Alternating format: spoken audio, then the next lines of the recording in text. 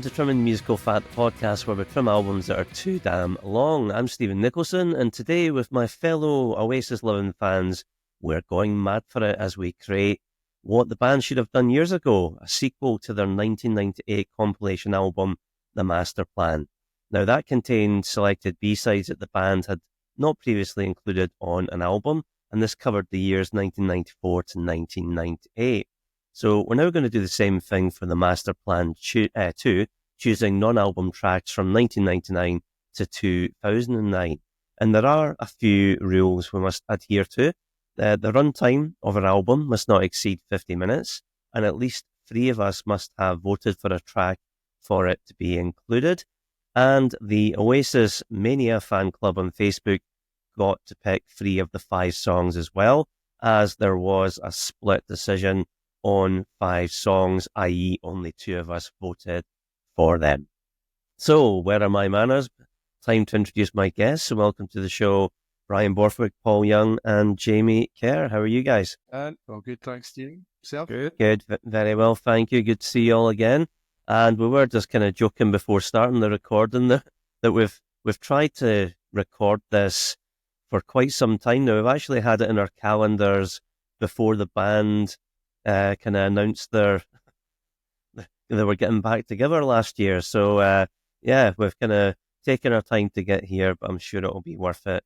But yes, so that will be something that we perhaps want to talk about now. So were you surprised that they were getting back together, or did you think it was never going to happen? I think I said the last time that I didn't think it was going to happen, but I think when Noel got divorced, he probably needed the money. But I'm glad that they are, because all the hype and stuff that came with it. I was lucky enough to get a ticket as well. I don't know if that's a sore point with anybody, but my brother got lucky, so I'm going to go to Murrayfield. So yeah, I'm pleased that they're back. But it was still a little bit of a shock, I think, for me anyway. Yeah, so you think it's financially motivated?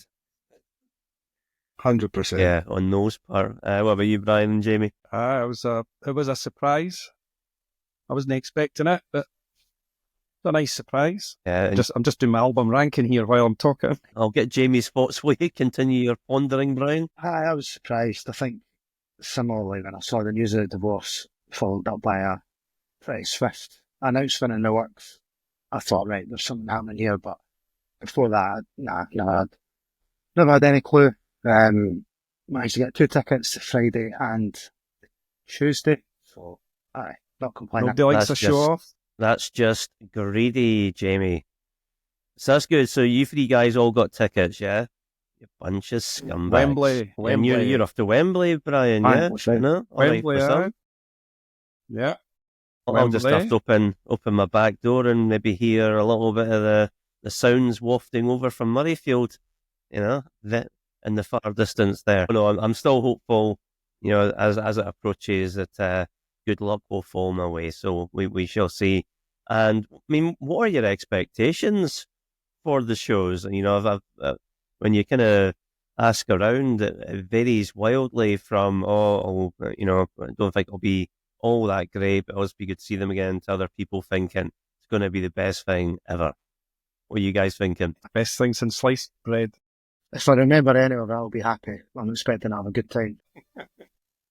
Yeah, it's a strange one, isn't it? Because they've obviously not been together for a while, and they're all a bit older now. So I'm not sure, but yeah, a few beers and stuff, and get the vibe and stuff. He'll be in good spirits. I'm sure it'll be a top one. To be honest, I was kind of hoping that it would be like a mini festival almost, because it's quite pricey, the tickets. So I was expecting maybe 3 or 4 sort of support acts. Who knows, there might be more added to now and then, but yeah, it'll be good to see. But I'm probably a bit in the middle as far as the expectation. We'll see how it goes. Yeah, I'll keep my fingers crossed for you. Not that I'm bitter. And the band's these B-sides were obviously really highly regarded. How do you think their 21st century B-sides stack up against them? There's no comparison for me. I found it quite tricky at times to pull things out, because you just automatically go back to, all those amazing tracks that made the Masterplan So it's very difficult to compare. Maybe a bit unfair to compare it as well. But yeah, I think the earlier stuff is way, way better.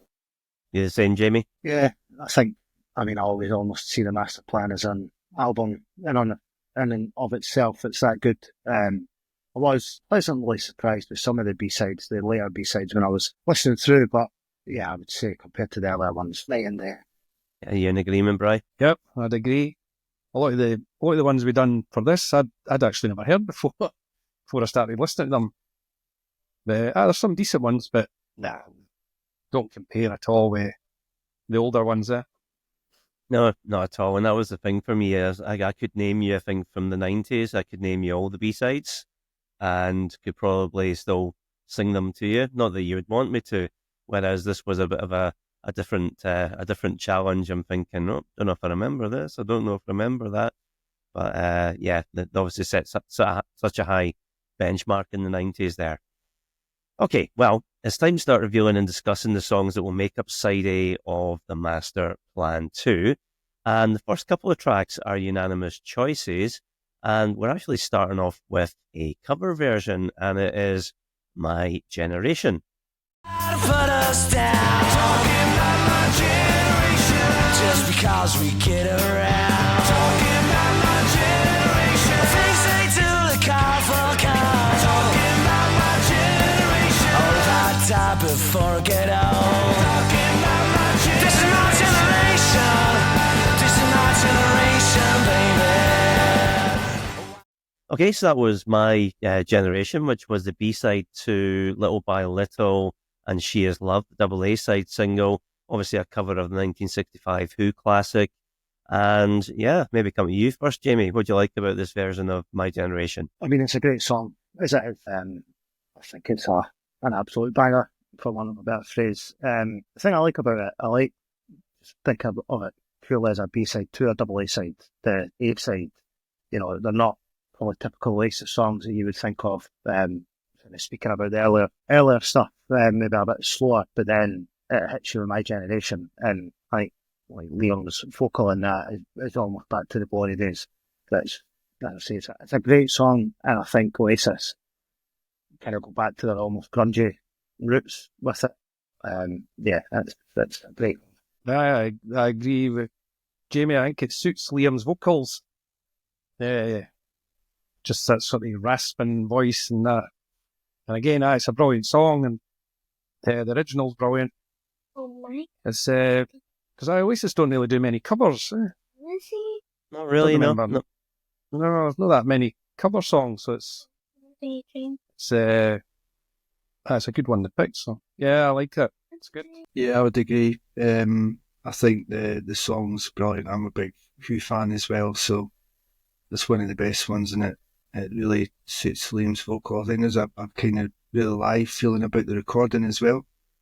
So yeah, it's a great version. To be honest, I actually kind of forgot about it a little bit, but after revisiting all this stuff, I've listened to it quite a bit, different playlists that I've got and stuff. So yeah, it's a belt. Yeah, me too. I think the band have done some great cover versions, like the Beatles' I Am the Walrus. I think they've done some awful cover versions like the Beatles' Helter Skelter. This is definitely in the former camp for me, and just a brilliant blast of rock energy, and I think Liam's vocals on it are tremendous. So that's the first track that gets on. The second is Pass Me Down the Wine.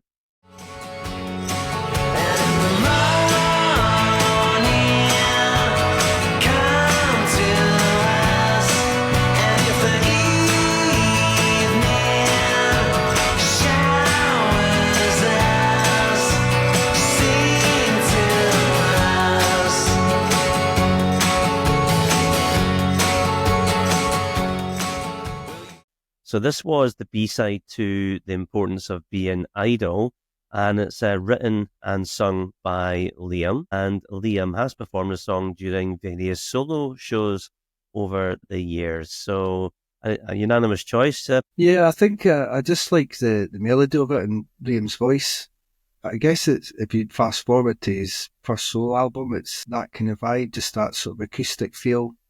bit of piano as well. So yeah, it's just quite an easy listen. And I think because it's Liam's lyrics as well, just the way he sings it, you can tell it's him singing his own words, if you like. So yeah, it's a good one. Another one that I kind of forgot about, to be honest. Yeah, I like it as well. It's quite a cleverly written song. It's only 5 chords. It's got a nice wee key change. And I remember, I think I was familiar with the song before I realised that Liam wrote it. It's obviously not firmly known for the songwriting, but I really like it. It's a really good song. I think Maggie's vocals are really good. There's almost like a little bit of a raspberry to his vocal, which is nice. So yeah, a nice little song. I didn't realise that Liam wrote this song, actually, which is something I've just learned tonight. Now, this is probably my favourite one out of all, like the ones we've been listening to for this show. I think it's a brilliant song. And it reminds me of Rocking Chair of Masterplan, which is also one of my favourites, maybe my favourite of the one of my favourites of the Masterplan. So I think it's got that sort of vibe to it. But no, I think it's a brilliant song. Just his vocals, acoustic and that. It's brilliant. And as I say, it's one that I've never really listened to. It's one I've never really listened to before. Me too. And for me, I love the acoustic guitars at the beginning, and I think that they sound like a cross between George Harrison's "My Sweet Lord" and the Beatles is The Things We Said Today, which is a good thing. And I actually would have loved to have seen this on "Don't Believe the Truth," because it was recorded at the same time. Got a lovely melody and a great Liam vocal again. So we move on to our third track, which is another unanimous choice, and it is Eyeball Tickler.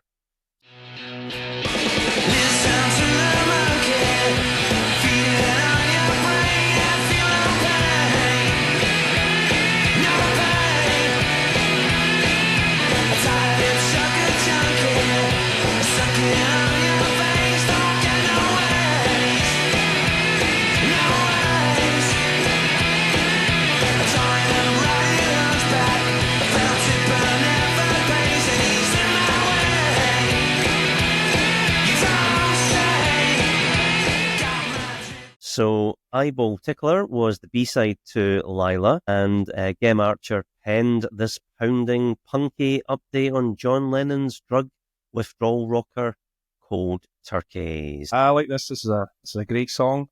It's a nice, short, punky song, which is good. Sort of a bit different for Oasis, that sort of punky style. I love the title as well. I think it's brilliant. Eyeball Tickler. It's a great title for a song. But yeah, and that's another one of my favourites for this one. It's great. I like it. Yeah, one of my favourites as well, largely because of the name. Brilliant name for a tune. And maybe some hidden connotations in there when you talk about Cold Turkey and Lennon and where he was going with that. But yeah, it's great. It's full of attitude. It's got a banging riff right from the very start. I think the fact that Gem Archer wrote it really comes out in the song. He's obviously an excellent guitarist. So yeah, really good from start. Yeah, I think lads have kind of nailed it there. Punky attitude, just a perfect Oasis song. Williams vocals and stuff. It's fast, it's furious. There's a few similar songs, earlier songs that are obviously but are well known. So yeah, it was again one that I've kind of been listening to quite a bit. In the lead up to this podcast, it's just a classic Oasis song. Yeah, good energy, short, and for me, it's better than its A-side, which I'm not a fan of at all. So yeah, I do like it. Oh, was that on Lila, was it? Yes, I'd agree. Never liked Lila. Never liked it. And even though it was a #1 hit here in the UK. There you go. But yeah, track 4 is As Long As They've Got Cigarettes in Hell, and this is a track that only 3 of us picked, so me, Paul, and Brian. So let's hear it.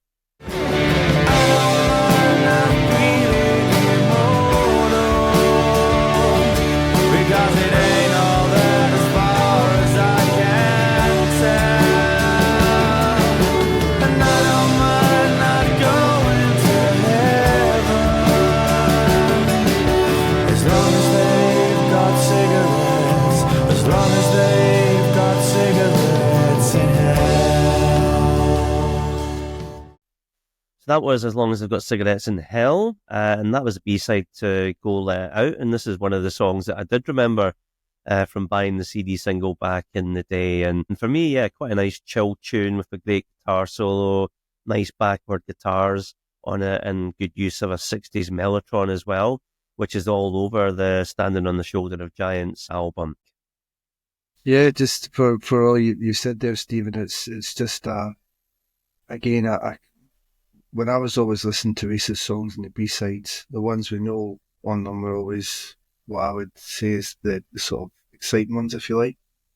The ones that were always good, and this is, like at his best in the sense that it's a full melodic song. I like the chorus in it as well. And like you say, there's a lot going on in the background, even if it is quite slow paced. So it's quite an easy listen, I think, more than anything else. So yeah, that's why it got my thumbs up from me. It's a decent enough song. It's not brilliant, I must say, but it gets a bit boring later on going through it. But I put it in there as it's better than all the other ones that I wasn't too keen on. So I stuck it in. Decent enough song, decent enough.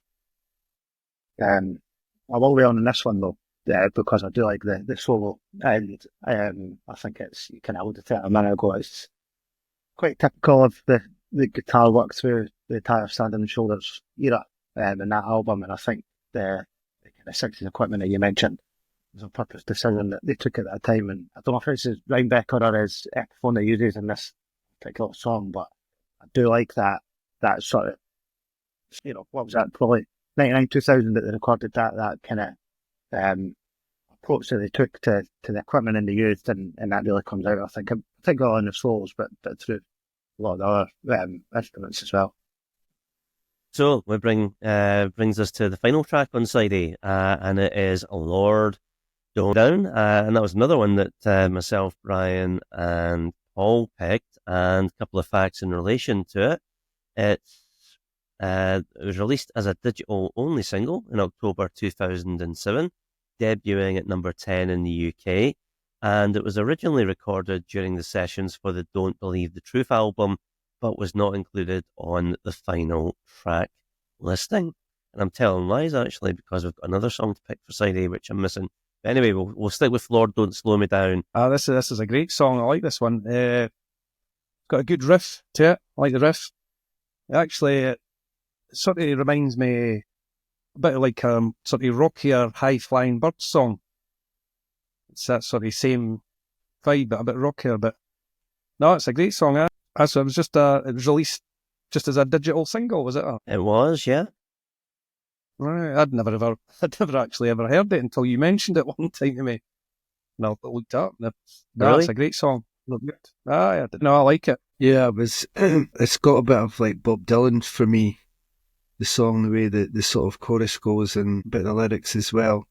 They released a DVD of their American tour, which would have been around about the time of, I think it would be, what album would that be? Don't Believe the Truth? Was that around about that time? Just after it, maybe, I can't remember. That must have been right, yeah, from that tour. Yeah. So that was a song that was on it quite a lot, and that was the first time I'd ever heard it. And it's just quite catchy, I think. It's quite, upbeat. So yeah, it was good. I've been, again, listening to that quite a bit as well. It's actually a good shout, the Bob Dylan thing, especially when we've got the Bob Dylan movie in the cinemas right now, but it's actually a really good shout, and it's just very much a band touring song, isn't it? And it just drives along, the vibe, the lyrics, and I think Noel Gallagher compared it to The Who, the Yardbirds, and the Jeff Beck group, and yeah, I think that's the kind of bands it really brings to mind. So yeah, it gets on. That's track 5, and we do have one more track on side A, track 6, a bit more slower tempo this time, but it's Just Getting Older, which Jamie will hate me for saying this. It was another song me, Paul, and Brian selected. It's just the way this has worked out. And so yeah, Just Getting Older, and here it is.